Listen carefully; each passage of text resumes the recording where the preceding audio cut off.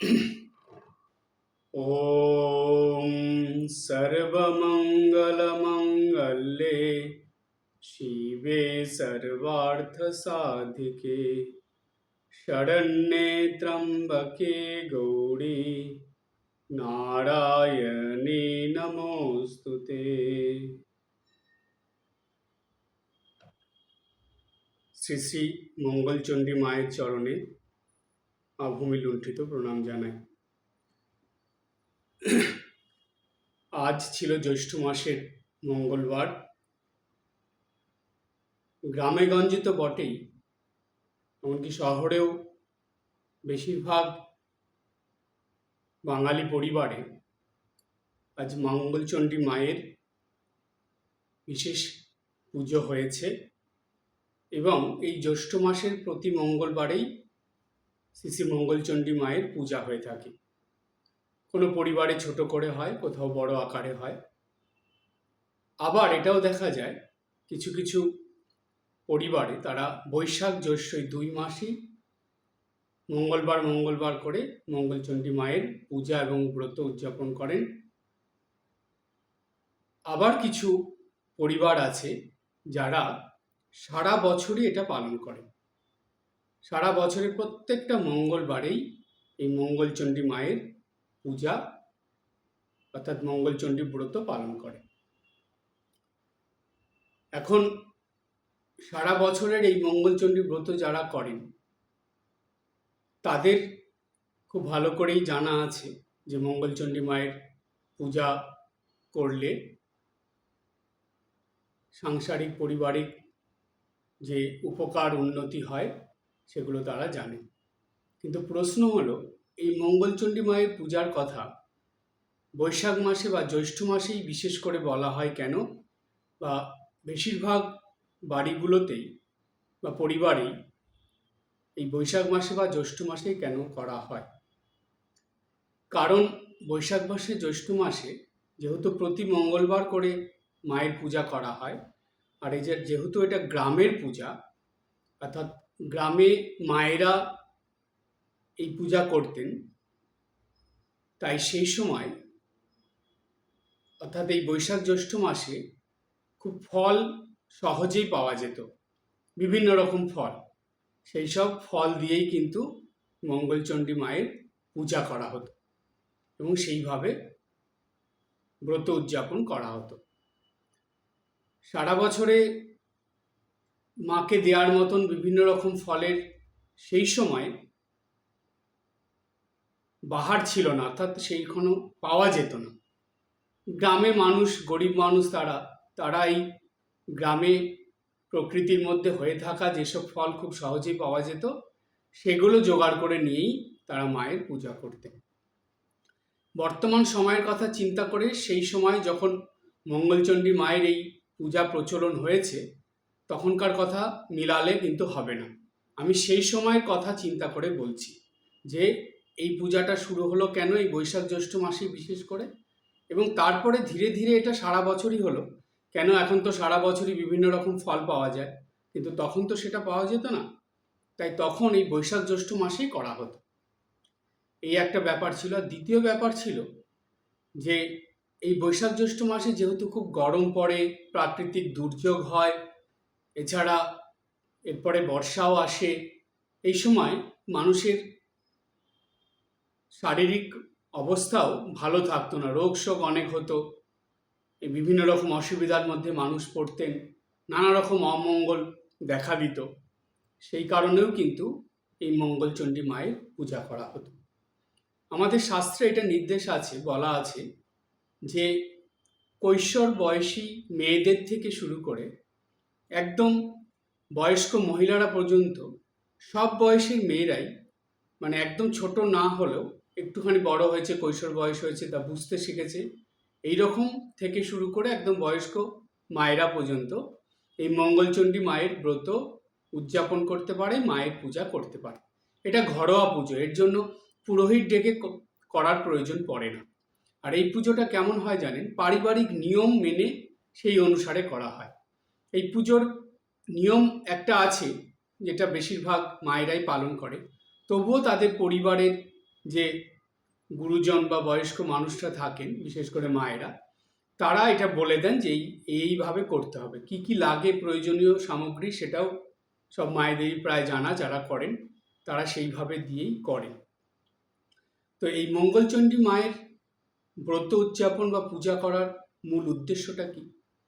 মূল উদ্দেশ্যটা হলো যে সংসারের, পরিবারের উন্নতি তো বা মঙ্গল সাধিত তো হয়ই, সেই সঙ্গে যে করছে তারও নিজের মানসিক উন্নতির জন্য। এটা অ্যাকচুয়ালি করা হয় যে জাগতিক এবং মানসিক দুই রকম উন্নতি যাতে সাধিত হয়। এবার মঙ্গল সাধিত হবে কার দ্বারা? মঙ্গলময়ী মায়ের দ্বারা। কেন? চণ্ডীতে এই বর্ণনা আছে, চণ্ডীতে যখন শুম্ভ নিশুম্ভ বধের আগে দেবতারা আদ্যাশক্তি মায়ের স্তুতি শুরু করেছিলেন বা বন্দনা করছিলেন, সেই সময় মাকে তারা বিভিন্ন রকমভাবে প্রণাম জানাচ্ছিলেন। স্তবের মধ্যে দিয়ে, স্তুতির মধ্যে দিয়ে, বন্দনার মধ্যে দিয়ে মাতৃ প্রণাম তারা নিবেদন করছিলেন। তো সেইখানে প্রথমে শুরু করেছিলেন তারা, ইয়া দেবী সর্বভূতেষু বিষ্ণু মায়েতি শব্দিতা, নমস্তস্যৈ নমস্তস্যৈ নমস্তস্যৈ নমো নমঃ। এইটা বলে তারা মায়ের প্রণাম শুরু করলেন, দেবী প্রণাম। এই দেবী প্রণাম কিছুটা হওয়ার পরে আমরা একটা জায়গায় পেলাম, সেইখানে মানে চণ্ডীতে আছে, সেইখানে দেবতারা কি বলছেন? ওম সর্বমঙ্গল মঙ্গলে শিবে সর্বার্থ সাধিকে শরণ্যে ত্রম্বকে গৌরী নারায়ণী নমস্তুতে। তো এই যে সর্বমঙ্গল মঙ্গলে বললেন মাকে সব দেবতারা মিলে, কেন? নিশ্চয়ই পিছনে কোনো কারণ তো আছে। কারণ হলো এটাই যে স্বয়ং দুর্গা মা তিনি হলেন মঙ্গলময়ী মা। তিনি দুর্গা রূপ ধারণ করেছিলেন কেন? এই জগতের মঙ্গল করার জন্য।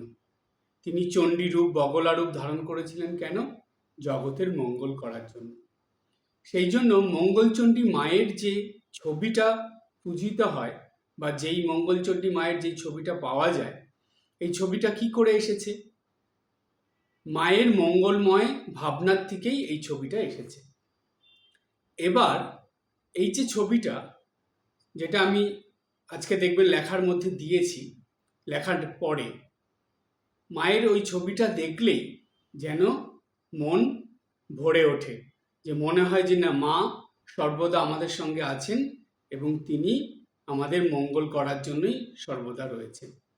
এই জগৎ সংসারে মা এমন একজন, সে গর্ভধারিণী মাই হোক আর তিনি জগৎ জননী মাই হোক, মা শব্দ উচ্চারণের দ্বারা বা যাদেরকে মা বলে সম্বোধন করা হয়, সেই মাতৃত্বের মধ্যে প্রধান শক্তি বা প্রধান যে স্বভাবটা থাকে সেটা হলো মা সর্বদা মঙ্গলময়ী হন।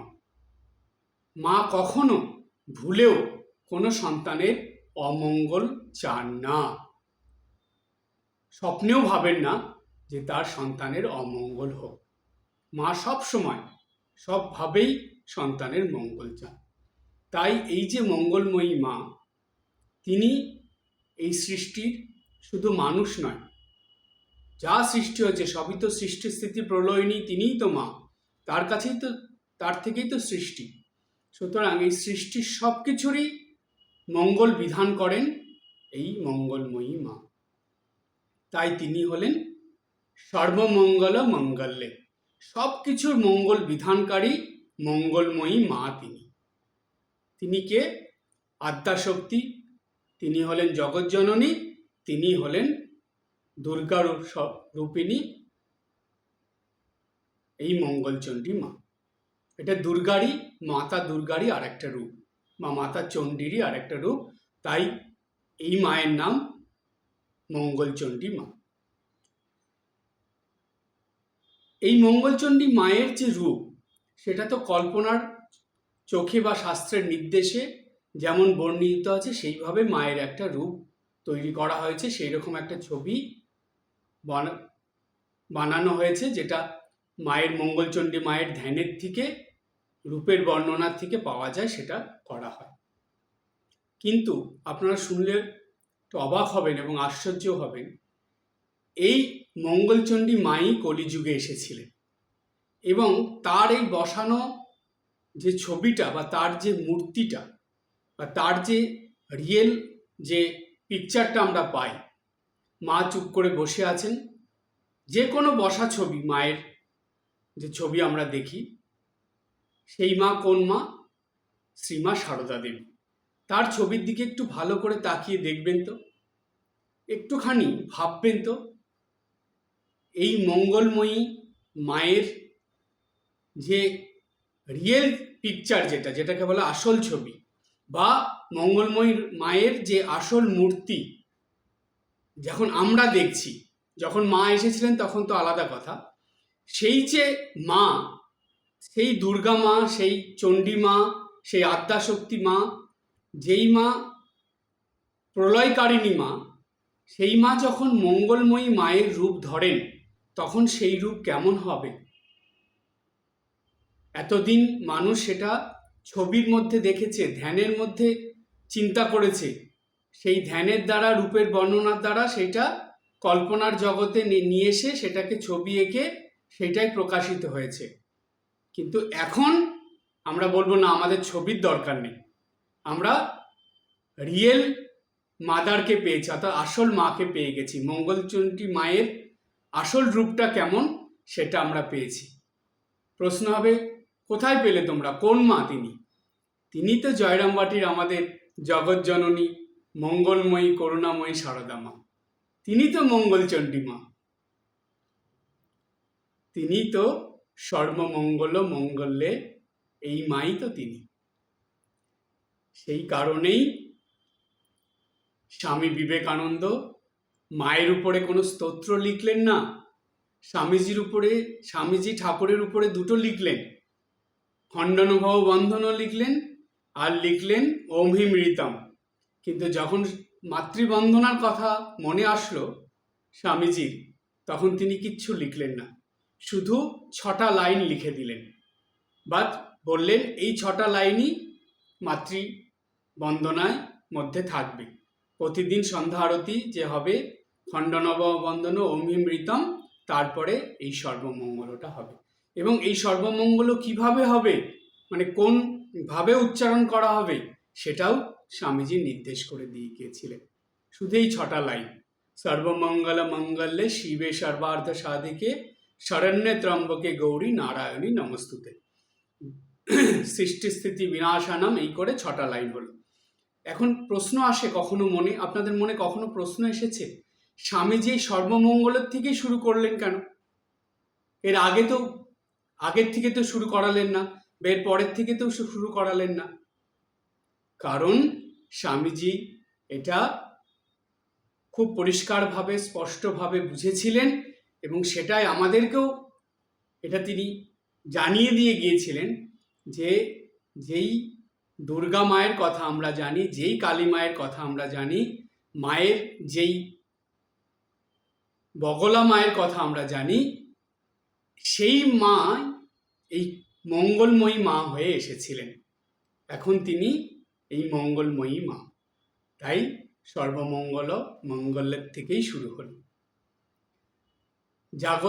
এই জগৎ সংসারে যত মঙ্গল হচ্ছে বা হয়ে চলেছে, হয়েছে, হচ্ছে এবং হবে, সব কিছু এই মায়ের থেকেই হচ্ছে।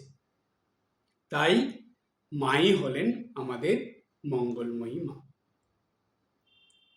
সুতরাং এই মঙ্গলচণ্ডী পূজার দিনে যারা আজকে করেছেন খুবই ভালো, যারা করেননি তারা অবশ্যই মঙ্গলবার করে করবেন এবং ধীরে ধীরে চেষ্টা করবেন আপনার সাধ্য এবং সামর্থ্য মতন ছোট আকারে হলেও প্রতি মঙ্গলবারে এই মঙ্গলচণ্ডী মায়ের পূজা করতে।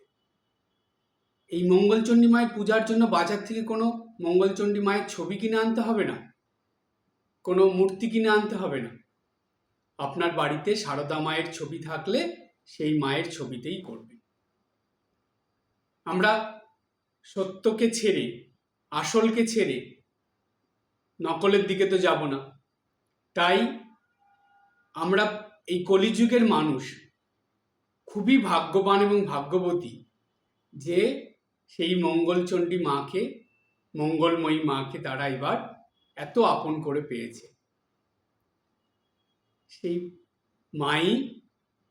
মায়ের জীবনের, শ্রীমা সারদা দেবীর জীবনের প্রথম থেকে শেষ পর্যন্ত যদি আপনারা একটু ভালো করে চিন্তা করেন, ভাবেন, ধ্যান করেন, প্রত্যেকটা ঘটনা এক এক করে যদি আপনারা নিজেদের চিন্তা ভাবনার মধ্যে আনতে পারেন, স্মরণ মননের মধ্যে আনতে পারেন, কিংবা চোখ বুজে একটু ধ্যান করতে পারেন, দেখবেন ছোট বড় প্রত্যেক ঘটনার মধ্যে মঙ্গলের দিক নির্দেশ ছিল এবং মা ওর মধ্যে দিয়েই যার ঘটনা তার মঙ্গল করে গেছেন, এমনকি পশু পাখিদেরও পর্যন্ত। তিনি তো তাই করতেই এসেছিলেন, সেই জন্যই তো তিনি মঙ্গলময়ী মা, সর্বদা জীবের মঙ্গল সাধিত করে গেছেন। নিজের কষ্ট, নিজের যন্ত্রণা, নিজের দুঃখ, অসুবিধা, সমস্যা হাসি মুখে, মুখ বুজে সহ্য করেও অপরের মঙ্গল সাধন করে গেছে।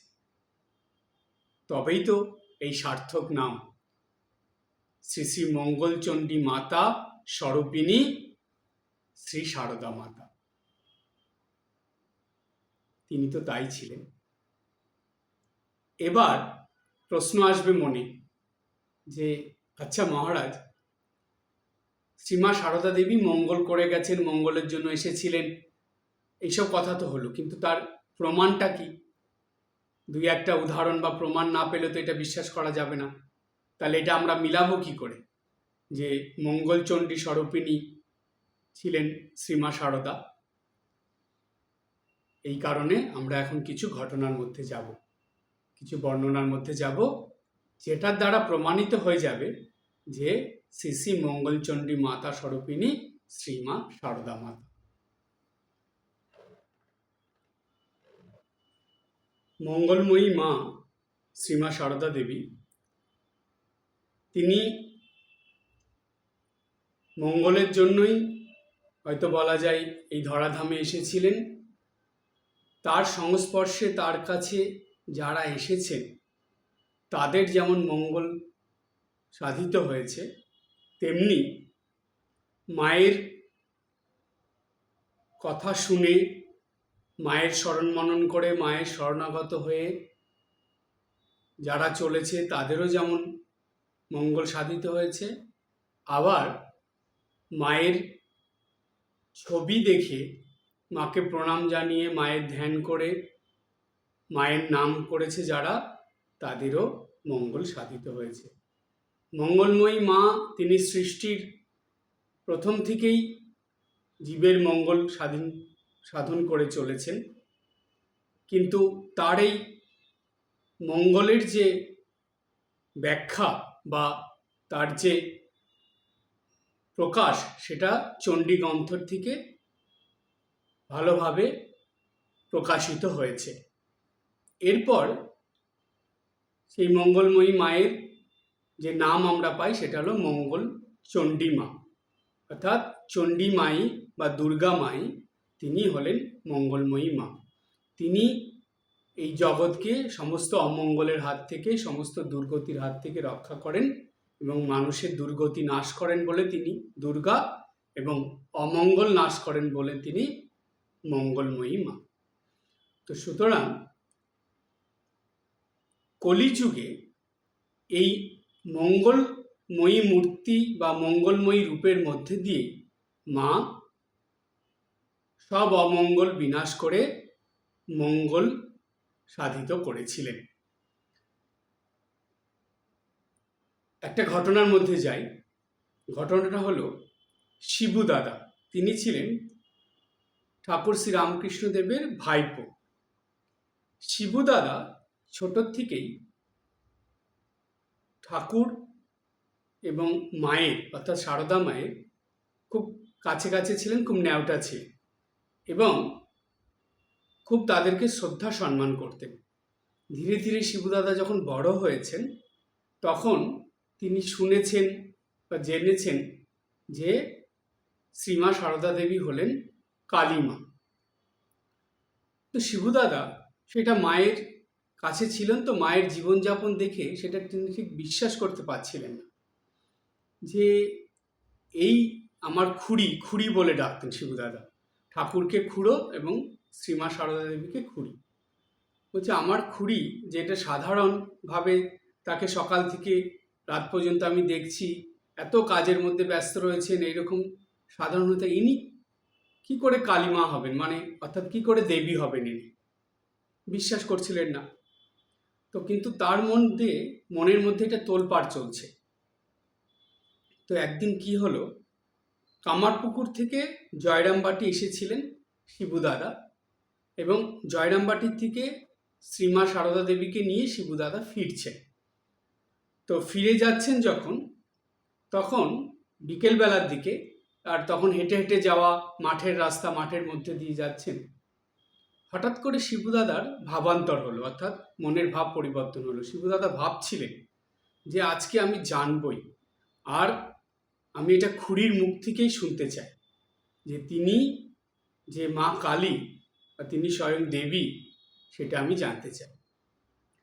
অন্যের কথায় বিশ্বাস হচ্ছে না, তাই শিবুদাদা কি করলেন, যেতে যেতে ওই মাঠের মাঝখানে রাস্তায় হঠাৎ করে তিনি শ্রীমা সারদা দেবীর পায়ে পড়ে গেলেন।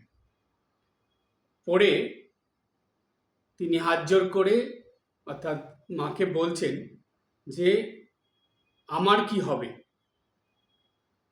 তো অভয় দিচ্ছেন মা শিবুদাদাকে, বলছেন যে শিবু কি হলো, মানে শিবুদাদাকে মা স্বাভাবিক করতে চাইছেন, কিন্তু শিবুদাদা সেটা স্বাভাবিক হচ্ছে না। মাকে বলছেন যে বলো, তুমি আমার সকল ভার নিয়েছ, আমার ভার নিয়ে তুমি আমাকে মুক্ত করেছ, এবং বলো যে সাক্ষাৎ তুমি কালী মা কিনা, সেটাও তুমি আমাকে বলো। এবার মা যতই বোঝাচ্ছেন, শিবুদাদা কিছুতেই উঠছেও না, মায়ের পাও ছাড়ছে না এবং কোনো কথাই শুনছে না। তখন মা বললেন, শিবুর দাদার মাথায় হাত দিয়ে, যে মায়ের দিকে তাকাতে বললেন। মা তাকে আশ্বাস দিলেন যে ঠিক আছে, তার তিনি মানে শিবুদাদা যেটা বলছেন মা সেটা মেনে নিয়েছেন, তার ভার নিয়েছেন, এবং কালী, তিনি সাক্ষাৎ কালী মা দেবী, সেটাও মা জানালেন। এবার শিবুদাদা কি করলেন, পা ছেড়ে মায়ের দিকে তাকালেন। মায়ের মুখের দিকে যখন তাকিয়েছেন, তখন শিবুদাদার চোখ দিয়ে জল পড়ছে, এবং কোনো কথা না বলে হাত জোর করে শিবুদাদা একটা স্তব শুরু করলেন, মাকে প্রণাম মন্ত্র দিয়ে স্তব শুরু করলেন। শিবুদাদার মুখ দিয়ে কি বেরিয়েছিল, শিবুদাদা শুরু করলেন, ওম সর্বমঙ্গল মঙ্গলে শিবে সর্বার্থ সাধিকে। সর্বমঙ্গল দিয়ে শিবুদাদা শুরু করলেন। তাহলে কি রূপে দেখেছিলেন শিবুদাদা মাকে? আমরা বলতেই পারি হয় কালী রূপে, না হলে এই মঙ্গলময়ী মঙ্গলচণ্ডী মা দুর্গা রূপে। সেই কারণেই তো শিবুদাদা মাথা তুলে তাকিয়েই সঙ্গে সঙ্গে হাত জোর করে চোখের জলে সর্বমঙ্গল দিয়ে মায়ের স্তব শুরু করলেন, মায়ের কাছে প্রার্থনা শুরু করলেন। এরপরে আর একটা ঘটনার মধ্যে আসি।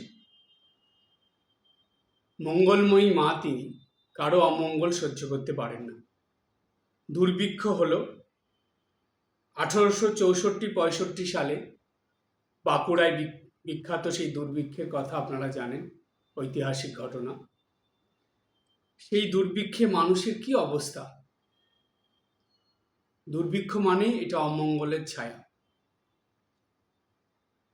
সেই সময় বাঁকুড়ায় মানুষদের মঙ্গল সাধন করেছিলেন মঙ্গলময়ী মায়ের পিতা। তিনি তার গোলার যত ধান সঞ্চিত ছিল সেগুলো দিয়ে খিচুড়ি করে সব মানুষদের খাওয়াচ্ছেন। সেই সময় থেকে অতটুকু অল্প বয়সে মা, তারা খেতে পারছে না অত গরম খিচুড়ি, মা ওই ছোট ছোট হাত দিয়ে হাওয়া দিচ্ছেন যাতে সেই খিচুড়ি ঠান্ডা হয়ে যায়, তারা খেতে পারে। সেটা তো করছেনই, এবং তখনও দেখা যাচ্ছে যে ওই দুর্ভিক্ষের সময় মানুষরা এসে খাওয়া দাওয়া করবে এবং তার জন্য তাদের যাতে কোনো অসুবিধা না হয় এবং তাদের যাতে মঙ্গল হয়, সেটাও ওই সময় থেকেই মা সেটা দেখছেন, ভাবছেন, এবং সেইভাবে নিজের থেকে, মাকে কিন্তু কেউ বলে দেয়নি যে গিয়ে তারা যে গরম খিচুড়ি নিয়ে বসেছে সেখানে হাওয়া দিতে, মাকে কেউ বলে দেয়নি, মা নিজের থেকেই করছে। এমনকি এরা খেয়ে যাচ্ছে, মা কিন্তু তখন থেকেই আগে আগে খেয়ে নেওয়া নয়, তার এই সৃষ্টির জীবের তাদের ক্ষুধা নিবারণের পর মা তখন কিছু গ্রহণ করছে। মঙ্গলময়ী মা তিনি, তার এই মঙ্গল বিধানের দ্বারাই, তার মঙ্গল ঘটানোর যে শক্তি, সেই শক্তির দ্বারাই তিনি সব অমঙ্গল দূরীভূত করছেন। ছোটবেলায় সেই দুর্ভিক্ষের সময় থেকে শুরু করে পরপর ঘটনাগুলো চিন্তা করলে, এমনকি জন্মের পরেও আমরা পাই জয়রামবাটিতে মা যখন জন্মালেন, মায়ের জন্ম হওয়ার পরেই সেই জয়রামবাটি গ্রাম যেন আরও সুজলা সুফলা হয়ে উঠেছিল। জয়রামবাটি গ্রামে মঙ্গল সাধিত হলো। জয়রামবাটির পাশের গ্রামে খুব খরা দেখা দিল, জলের অভাব। চাষিরা ধান থেকে আরম্ভ করে বিভিন্ন খাদ্যশস্য যেগুলো করেছে, জলের অভাবে সব নষ্ট হয়ে যাবে। আর সেই গ্রামের মানুষদের চাষবাসের উপরই জীবন। যদি জল না পায়, বৃষ্টি না হয়, পুকুর শুকিয়ে গেছে, ডোবা নালা সব শুকিয়ে গেছে, কোথাও জল নেই, আমোদর শুকিয়ে গেছে, এরা তো না খেতে পেয়ে মরবে, এদের পরিবারের সব মানুষরা না খেতে পেয়ে মরবে। চাষিরা মহা চিন্তায় পড়ে গেলেন। তারা চলে আসলেন জয়রামবাটিতে মায়ের কাছে, মাকে বললেন, চোখের জলে মায়ের কাছে প্রার্থনা করলেন। মা নিজে গেলেন, দেখলেন, দেখে সেই দিনই মা ঠাকুরের কাছে বললেন, মঙ্গলময়ী মা, অমঙ্গল তিনি কিছুতেই সহ্য করতে পারেন না। অমঙ্গলের ছায়া দেখে আসলেন, এসে ঠাকুরের কাছে বললেন, এমন প্রার্থনা করলেন, এমন তার শক্তি তিনি ছড়ালেন যে সেই দিন রাত্রে এত বৃষ্টি হলো যে চারিদিক জলে ভর্তি হয়ে গেল। চাষিদের এই খরার যে জলের অভাব সেটা মিটল, এবং এত ভালো সেই বছর ধান হলো, অন্ন শস্য খাদ্যশস্য সব হলো যে সেই গ্রামে আনন্দের শেষ নেই। মঙ্গল বিধান করলেন মা। শিরোমণিপুর মুসলমান তুতে চাষিরা, তুত চাষের উপরে এমন অবস্থা হলো, সেই বিদেশি শাসন তখন চলছিল, ইংরেজরা এমন করলেন যে তুত চাষিদের অবস্থা এমনই হলো, তুত চাষ করছে তারা, কিন্তু যে সামান্য পয়সা তারা পাচ্ছে সেটা দিয়ে তাদের সংসার চলছে না, জীবিকা নির্বাহ করতে পারছেন না তারা। তখন তারা কি করলেন, সেই তুত চাষ করা ছেড়ে দিলেন, দিয়ে তারা খারাপ পথে চলে গেলেন, শুরু করলেন ডাকাতি, চুরি, খারাপ কাজ করছেন। মায়ের কাছে খবর আসলো, আমজাদও ছিল সেই দলে। মায়ের কাছে খবর আসলো, মঙ্গলময়ী মা তার সন্তানদের অমঙ্গল সহ্য করতে পারেন না, পারলেনও না তিনি। মা শোনার পর থেকেই চিন্তা করছেন যে কি করে তার এই সন্তানদের মঙ্গল বিধান করা যায়। মায়ের বাড়িতে তাদের ডেকে পাঠালেন, তারা আসলো। তারা কি খারাপ কাজ করে, কি করে না করে, কিচ্ছু মা জিজ্ঞেস করলেন না তাদেরকে। মা তাদেরকে প্রথমেই মুড়ি খাওয়ালেন, প্রসাদ খাওয়ালেন, জল দিলেন, তাদের সঙ্গে এত ভালো ব্যবহার করলেন, সব কিছু বলে জিজ্ঞেস করলেন যে তোমাদের যদি কিছু কাজ দেওয়া হয় তোমরা করবে? তারা রাজি হলো, কেননা তারা তো কাজের জন্যই কোনো কাজ পাচ্ছিল না দেখে পেটের দায়ে এই ডাকাতি করছিল। অন্য কোনো মানুষ হলে তাদেরকে খারাপ চোখেই দেখছিলেও, তারা সবাই দূরে সরিয়ে রাখছিল, তাদেরকে দেখে ভয় পাচ্ছিল, তাদের সম্বন্ধে কত খারাপ খারাপ কথা সবাই বলছিল। কিন্তু মঙ্গলময়ী মা, তিনি তো মঙ্গল বিধান করবেন, তাই তিনি চিন্তা করলেন যে কেন তারা এগুলো করছে। আগে তো তারা এগুলো করেনি, করছে কারণটা কি? মা বুঝলেন, জানলেন যে কারণ হলো তাদের রুজি রোজগার নেই, কিছু করতে পারছে না তারা, যেটা করতো সেই দিয়ে তাদের অভাব মিটছে না, তাই তারা খারাপ পথে গেছে। তাই মা কি করলেন? তাদেরকে কাজ দিলেন। ধীরে ধীরে মায়ের কাজ দেওয়া, সেই কাজ করে করে সেই শিরোমণিপুরের মুসলমানরা ভক্ততে পরিণত হয়ে গেল, তাদের জীবনে মঙ্গল সাধিত হলো, তারা খারাপ পথ ত্যাগ করল, আর তারা ডাকাতি চুরি কিচ্ছু করতো না। ধীরে ধীরে তারা ভক্ততে পড়ে যাচ্ছে, ভালো মানুষ তো হলোই, তাদের এমন মঙ্গল সাধিত হলো, তারা ভক্ততে পরিণত হয়ে গেল। জয়রামবাটি আশেপাশের গ্রামের মানুষরা বলতো যে এই ডাকাতরা মায়ের পাল্লায় পড়ে ভক্ত হয়ে গেল, মঙ্গলময়ী মা তার কাছে আসলে সবার অমঙ্গল দূর হয়ে মঙ্গল সাধিত হবে। তখনও হয়েছে, এখনো হচ্ছে, পরেও হবে, কিন্তু সেই মন নিয়ে এই মঙ্গলময়ী মায়ের শরণাগত হতে হবে, মায়ের কাছে যেতে হবে, মাকে বলতে হবে। সেই জন্য মা সর্বদা আমাদের মঙ্গল সাধন করার জন্যই আছেন। দীর্ঘদিনের ভয়ঙ্কর বা ভয়ানক এক জায়গা, সেটা কোথায়? তেলে ভেলোর মাঠ। মানুষ যেতে ভয় পায়, সন্ধ্যের আগেই সবাই ওই মাঠ পেরিয়ে চলে যায়। তেলো আর ভেলো দুটো গ্রাম, সেই দুই গ্রামের মানুষ কাজ পায় না। তারা কি করলো? এই অভাবের তাড়নায় তারাও শুরু করে দিল ডাকাতি। সন্ধ্যার পরে যেই যেত তাদেরকে ধরে সব লুট করে নিত। মানুষের কত অমঙ্গল সাধিত হচ্ছিল এইসব ডাকাতদের দ্বারা, আর এরাও তো অমঙ্গলজনক কাজ করছে।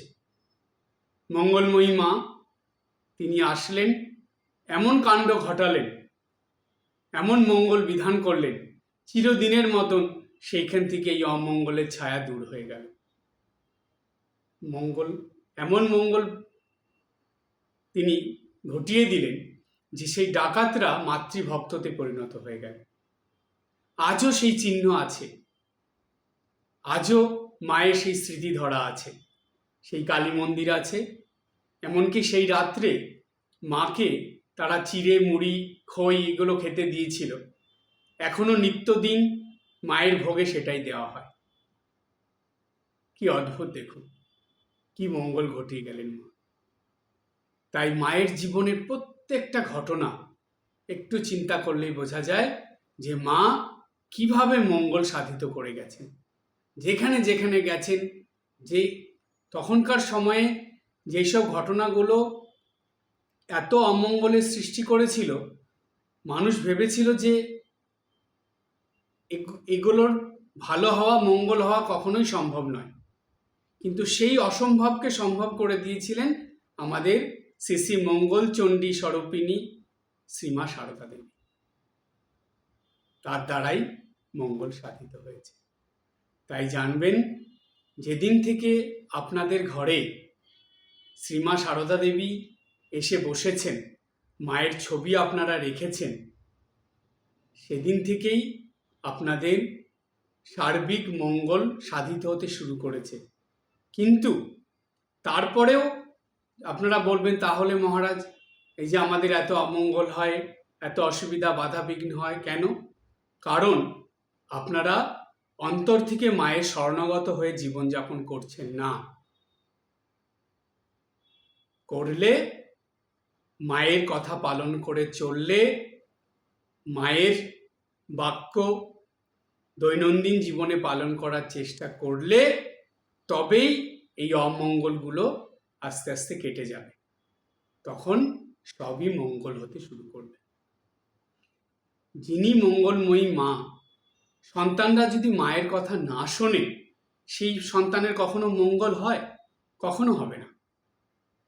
কেন? কর্ম তো করছেন না আপনি। মায়ের কথা অমান্য করে যেই কর্ম করছেন, সেই কর্মের ফল তো আপনাকে পেতে হবে। তাই মায়ের কথা মেনে যখন কর্ম করবেন, তখনই সেই কর্মের দ্বারা মঙ্গল সাধিত হবে। তাই নিত্যদিনের জীবনে মায়ের কথা মেনে চলতে হবে। এই মঙ্গলময়ী মায়ের কথা, মায়ের প্রত্যেকটা বাণী, প্রত্যেকটা উপদেশ, প্রত্যেকটা কথা আমাদের মঙ্গলের জন্য। তাই মায়ের এই মঙ্গলময়ী মায়ের বাণী আমাদের মেনে চলতেই হবে।